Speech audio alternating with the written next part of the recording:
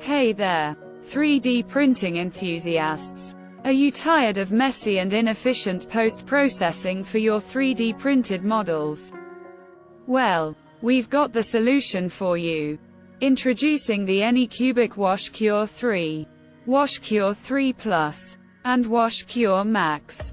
These cutting-edge 2-in-1 machines will revolutionize your post-processing experience and take your 3D printing game to the next level.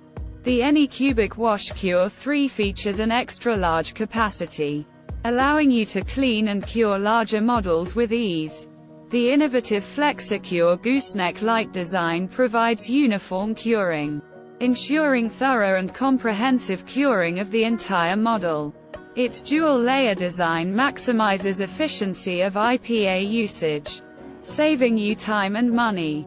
And with its simple operation and quiet, efficient performance, the Anycubic Wash&Cure 3 is a game-changer for any 3D printing enthusiast looking for something even bigger and more powerful.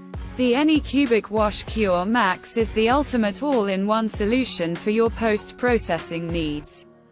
With an impressive 14.9-liter capacity, this machine can handle models of almost any size, surpassing the sizes of most wash-cure machines in the market.